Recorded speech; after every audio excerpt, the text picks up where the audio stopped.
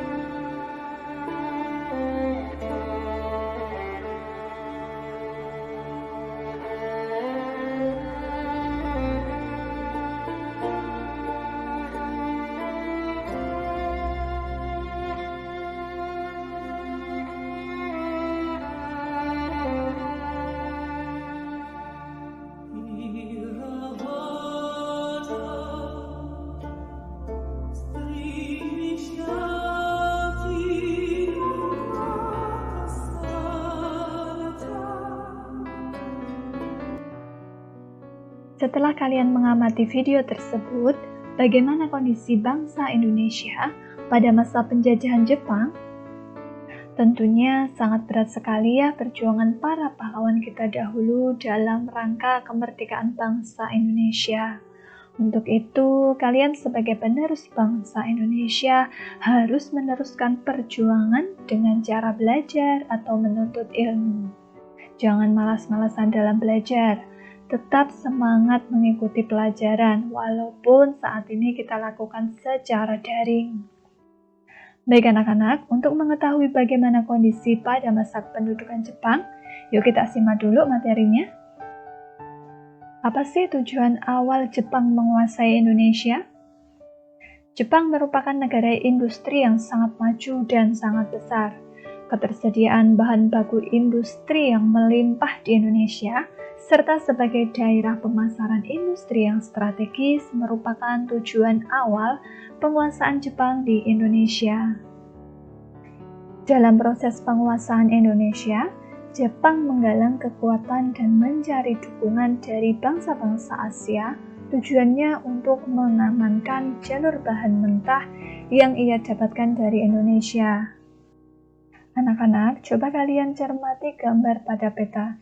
Di sana ditunjukkan 3 tempat penting pendaratan Jepang di Indonesia. Yang pertama, pada tanggal 11 Januari 1942, Jepang melakukan pendaratan di Tarakan, Kalimantan Timur. Mengapa Jepang mendarat di Tarakan? Karena di Kalimantan Timur itu merupakan kota minyak.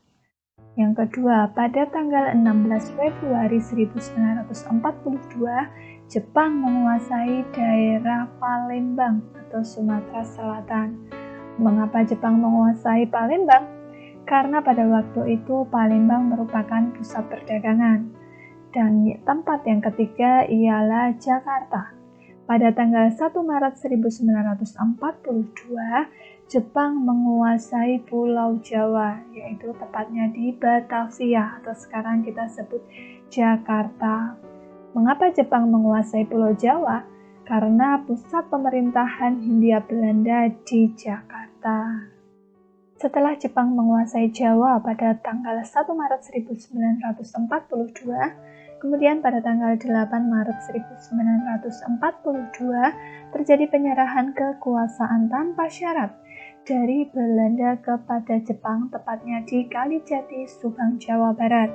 Dari Letnan Jenderal Tirportin, yaitu Panglima Belanda, kepada Letnan Jenderal Imamura, yaitu pimpinan pasukan Jepang.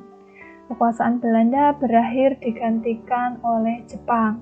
Sejak saat itu, Indonesia berada di bawah pemerintahan Jepang. Dalam rangka menguasai Indonesia, Jepang juga melakukan propaganda yang dikenal sebagai semboyan 3A, Jepang Cahaya Asia, Jepang Pelindung Asia, dan Jepang Pemimpin Asia.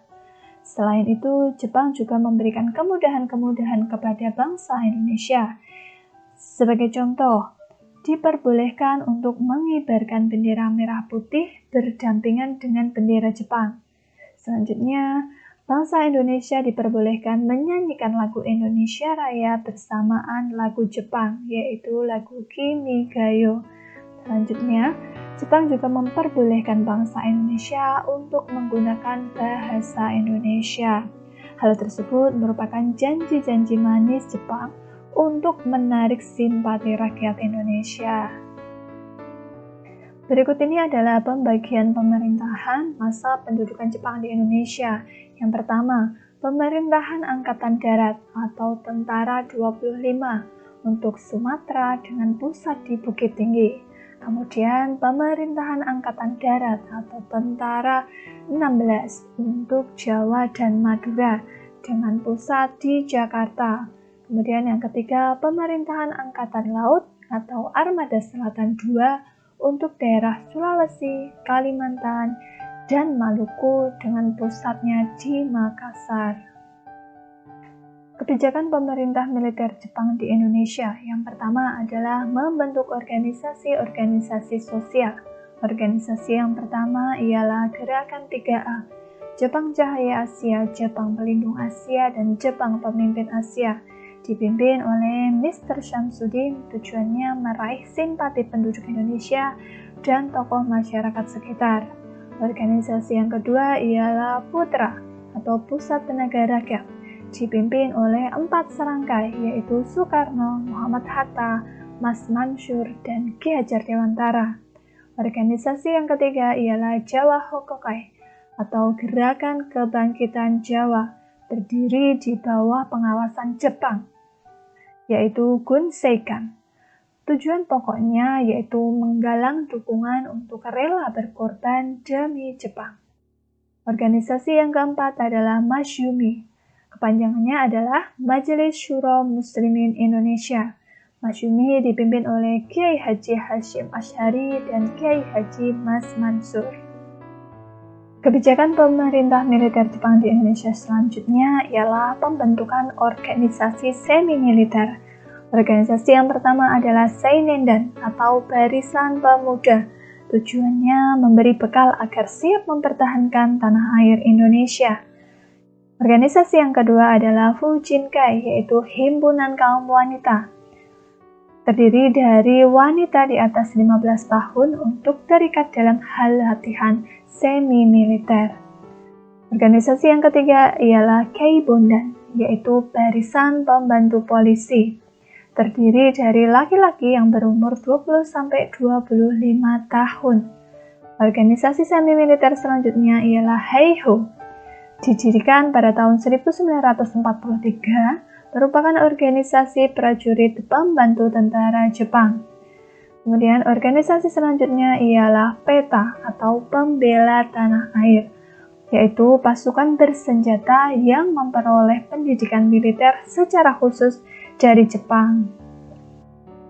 Kebijakan pemerintah militer Jepang selanjutnya ialah pengarahan Romusa. Romusa ialah kerja paksa yang dilakukan pada masa pemerintahan Jepang.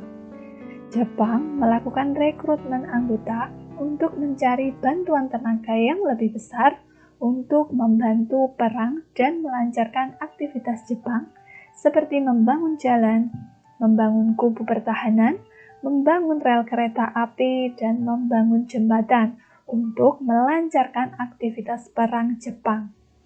Penjajahan Jepang lain yang juga sangat menyengsarakan adalah pemaksaan wanita-wanita untuk menjadi Jugun Lanfu. Jugun Lanfu adalah wanita yang dipaksa Jepang untuk menjadi wanita penghibur Jepang di berbagai pos medan pertempuran. Banyak gadis-gadis desa yang diambil paksa tentara Jepang untuk menjadi Jugun Lanfu. Kebijakan pemerintah militer Jepang lainnya ialah eksploitasi kekayaan alam Indonesia untuk mendukung keperluan perang, seperti menanam tanaman jarak untuk minyak pelumas persenjataan Jepang. Dan rakyat wajib menyerahkan bahan pangan secara besar-besaran kepada Jepang. Pengaruhan kekayaan alam, harta benda yang dimiliki bangsa Indonesia lebih kejam dari Belanda. Baiklah anak-anak, materi pada pertemuan kali ini sudah selesai. Tugas kalian adalah meringkas materi yang ada dalam video pembelajaran ini. Dari saya cukup sekian. Wassalamualaikum warahmatullahi wabarakatuh.